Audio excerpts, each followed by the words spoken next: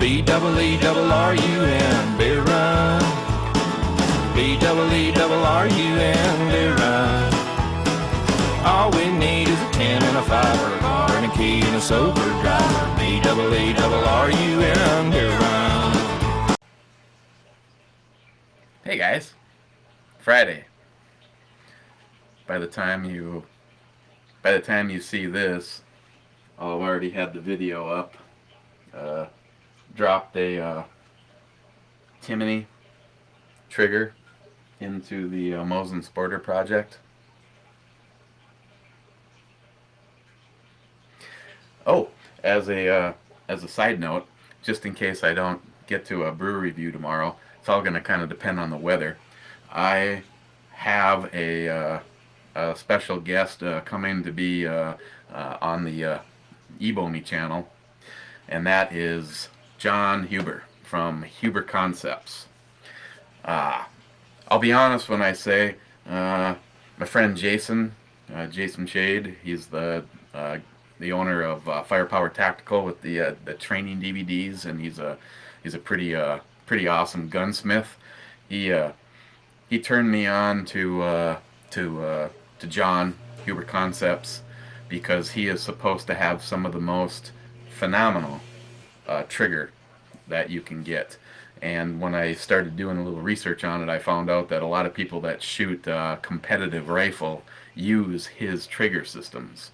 So John's actually going to be here with a handmade Huber Concepts Mosin Nagant trigger for the Sporter project. Draw your own conclusions on the first thing I said, which is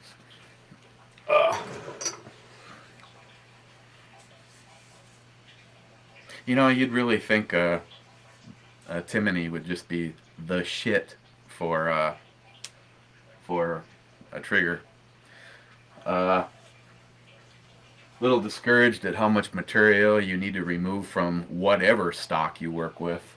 If you work with the original Mosin stock, they're a little bit wider, so you actually will still have a little bit more material left. Really looking forward to meeting John. I've talked to him quite a bit over the last few weeks, and the man is like the he's like the Albert Einstein of triggers. He starts talking about trigger geometry and the break and how quickly you can get the firing pin to pierce the primer with as little motion as possible. He's a cool guy. I'll put a link down below to I'll put a link down below. What were you talking about? I'll put a link down below to Huber Concepts, the website, and they also have a Facebook page. The other thing I wanted to thank you, Johnny. The other thing I wanted to show you guys is my friend the owner of In the Red Exploding Targets is you know, everybody's a little concerned about you know, when you start putting libtards, giving them any power at all. There is a big press actually to try to make things like In the Red Exploding Targets illegal because it's dangerous, or is it because we're actually having fun? But what he's done is he's come up with his own invention here. It's actually buried amongst some other parts. It's called the RRS, Recoil Reduction System. Kind of looks like Travis's, I know someone's waiting for this to go to a joke. Actually, it looks like Travis's JP Enterprise buffer system. And what this does is, this particular one is for a Mossberg 500 or what is it, the Maverick, whatever their other one is, it'll work on that. Got a Magpul CTR, stole this from Ms. Bomey's Bling build, which came to a screeching halt. This is actually overkill. This is a non-adjustable setup here. So just get whatever stock you like, but it cannot be a stock with a hole on the end of it, because if you saw that, that's what happens is when you shoot the shotgun, it actually has a little bit of shock absorber action there, and it helps to take a little bit of the bite off, especially like the 3-inch. This one is designed to handle up to that. What you see it mated to is a Mesa Tactical adapter, and then I did a little modifying to one of the ATI Scorpion grips. Again, something else to reduce. I know you're surprised. Well, yeah, that's right. It's called winter here. Actually, John and Gary from Huber Concepts, we were planning on, getting together tomorrow, and I want to interview him, and he's going to actually do the install. It's pretty cool, and you can have the owner of a trigger company come and install it in your rifle. And then we were planning on going shooting, but guess what? We're under a storm advisory again for this evening, starting at like 2 o'clock in the morning, which is about an hour before John and Gary will be hitting the road, because I guess it's like a 9.5 hour or 10-hour drive from their place to here. So, but if the weather misses us, we're gonna actually get out and do a little shooting. But yeah, I just thought I'd show you guys this. I got an upcoming project with this. It's definitely something that I can't wait to try. Unfortunately, with my Benelli is the Nova, and the Nova, you can't take anything off of it unless you use a chainsaw. So just a little something to think about in there. What are we looking at? Well, something that Steve sent. This is a Happy Camper IPA, and this is from Arizona.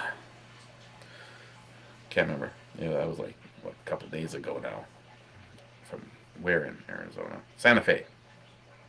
No. New Mexico. I'm sorry.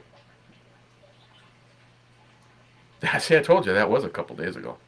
I didn't get brew review in last night. Last night was the start of the hockey playoffs, and first I watched Ms. Bomey's Rangers kick Pete Flyers' ass, and then my Wild were kicking some ass, and then they lost in overtime. Oh yeah, the bottle top looks like it's a can.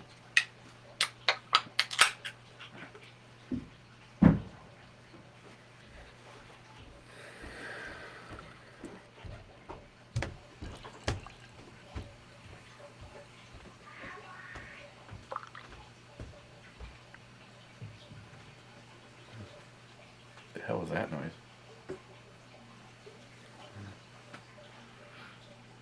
Alright.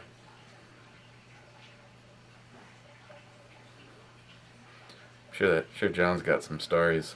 He's military, retired military. Used to be a tank gunner. He's one of the boys that got to play with the Ma Deuce. Okay, well, had okay carbonation as kind of a almost a honey kind of a color to it. It's got your stereotypical IPA smells. Pine, grapefruit, a little bit of a sweetness to it.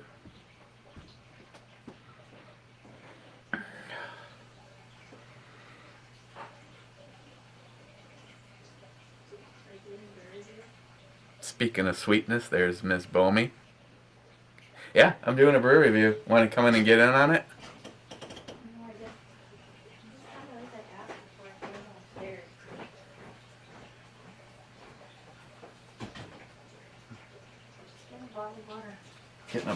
Getting a bottle of rum? Water.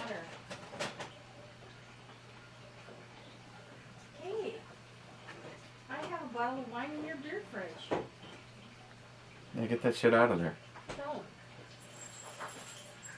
Probably have some apples in there that are slowly turning to sauce on their own, too. Shut up. Did you put apples in there? Apparently I don't remember that. Drawer. Oh, yeah. Oh, yeah. Oh, yeah. Got that lasagna from the other day, though. We're not going to let that go to waste, even if there was no animals hurt in the making of that batch. Well, since Sam isn't gonna... There's ice in here. I told you, that's the beer fridge. Holy shazat. Cold beer. So wait, unlike Paul from PA Brew News, beer is meant to be as cold as possible. Well, Colder than a brass monkey's balls? That's what my dad says. colder than a brass monkey's balls. Yeah, something like that. Hey, is there any hockey tonight? Yes. Oh, I gotta go. I gotta go, guys. We'll talk to you later. You can't just leave the camera running. Yeah? No. Well, And, my team won last night. yeah, I mentioned that. Suck it, Pete. I mentioned that already, that your Rangers beat the Flyers' ass. Badly, too. Yeah, it was an ass whipping. Yeah, okay. Okay. Okay, warm me up a couch spot. I'll be right up. Yeah, okay.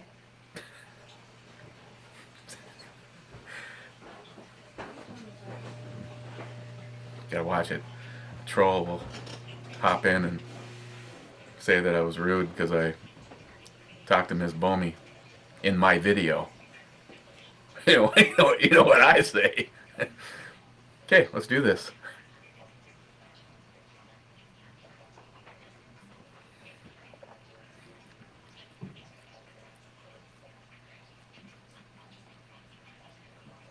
Well, it's beer-like.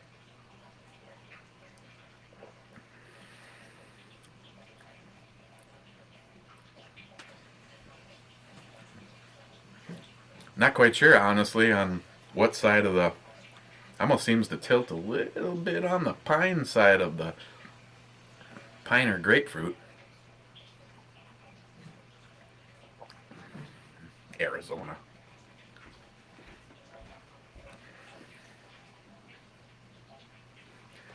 Seriously, it's like my first beer tonight.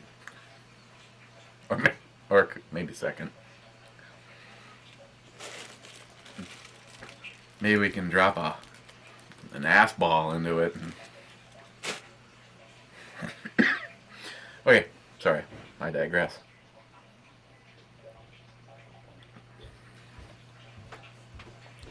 Definitely get that citrus punch up front. And like right on the ass of the citrus punch is that bread or that biscuit. And then behind that is kind of a pear like sweetness. And you're just kind of left with more of the bread or the biscuit kind of infused with some of the citrus. The one, if you're wondering, it's like trying to look at my facial expressions and decide if it's something I'm liking or hating. It has a weird... There's no way around this. It has a weird kind of mouthfeel to it. Kind of a light, yet there's this something that's like almost too smooth about it. You know, like it's almost kind of oily. It's greasy. Ooh, that time kind of right in the middle. I got a nice bitter kind of citrus hit. Was this one that was void of an alcohol percentage, and I was going to be forced to make another 6.6%. I was going to say it seems like it has a little bit more of a punch than a 5. Evidently, kind of like a 6.6.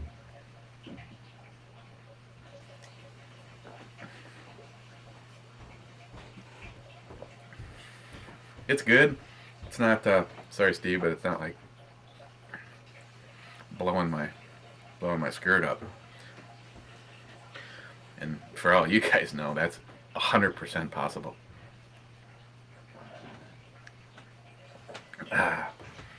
So, you know, people can have their own thoughts and think what they want. I downloaded and re-uploaded that one video over on the Ebomi channel about you know, Cliven and the family and all the crap that they're going through. And yeah, you know, people can first of all, I had this one guy create like 2 BS channels pretending that they were actually the Bundy family and then acting super racist. Yeah, didn't smell that like a fart in a car. Blocked. I just personally take whatever you want from it. Like, he is a thief. He is taking advantage, and he is letting his animals roam without paying money. And, well, in his interview, you know, supposedly, I don't know if he's got the money put aside and it's just been saved up, because with the fines and everything, they're like saying over $1 million. Bullshit. But one of his biggest beefs is that he wanted to pay the money to his state so that it would actually stay in his state and not go to the government coffers as it would be. And this one douchebag is like going, "That's bullshit. I know you don't believe that, Ebomi." Well, okay, I heard it come out of his mouth in an interview with Sean Hannity, so I am going to believe the gentleman over an idiot leaving a comment on the video. But I just wanted to show, I'm personally showing support because me, by design, I think that anything that involves the government doing anything is already too big. I don't give a shit if you owe them money. Like, I wish I could stop paying my taxes because I think it's bullshit. I'd rather contribute the money locally where it's going to do some good, as opposed to go to an Obama phone or an Obama car or an Obama house or some Obama underwear. You know, I'm the same way. Our government is bullshit. Our government is obtrusive. It's gigantic. It's beyond what our founding fathers had envisioned. They were escaping the bullshit we are now going through.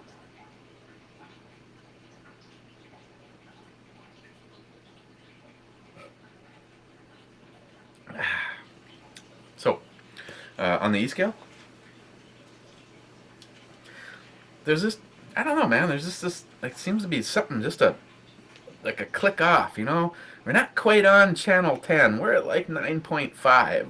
That wasn't the rating, HempSeedAddict. I give Happy Camper. I'm gonna shoot this like a 7. There's just, I don't know, it's drinkable. I mean, if someone showed up at the house, I'd be like, okay, let's have a few of them. But as far as IPAs go, there's just something weird about that mouthfeel. Yeah, I got plenty of things I was thinking about running with, but I'll just hold off and you guys can do what you want. So, go finish that. Got a whole buttload of stuff from Steve yet, but just because I've been drinking them, and at this rate there's going to be none left to actually do a review on.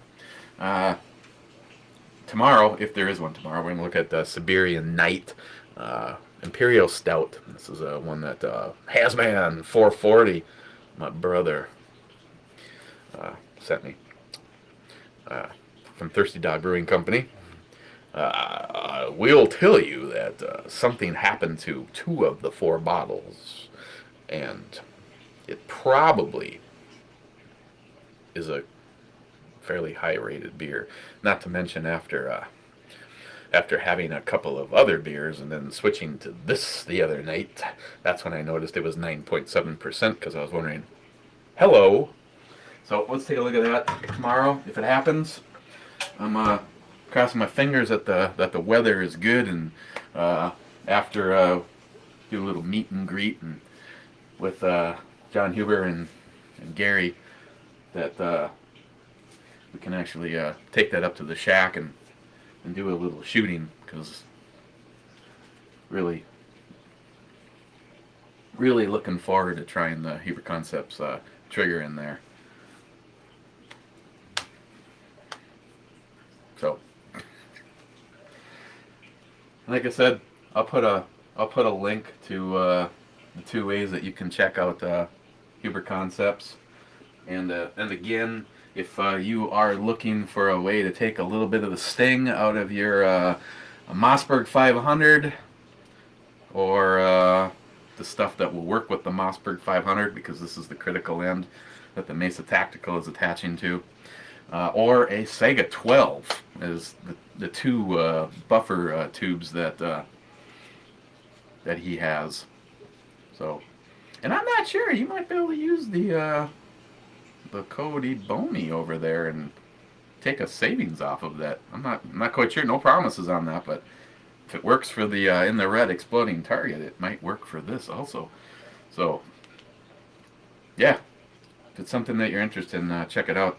I don't have a Mossberg 500. My brother-in-law does, and my brother-in-law, as you guys know, that are part of the shoot in September, is kind of like the guy behind the curtain that makes sure the place is set up and the grass is always mowed and it's all ready to go for us. And he doesn't even, I don't even know if he even knows this channel exists, but me and Ms. Bomey are planning on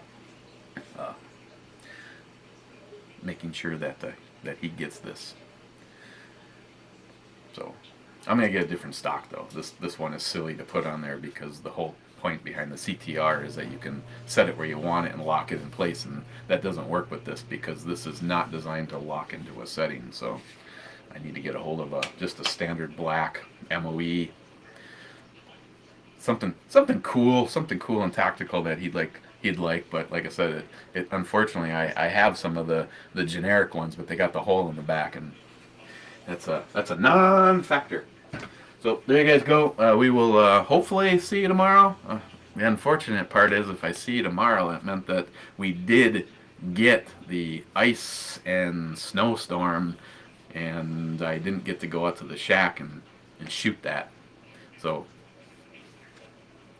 I like my beer, but I enjoy shooting that a whole lot more after the about 20 rounds that I've put through it so far.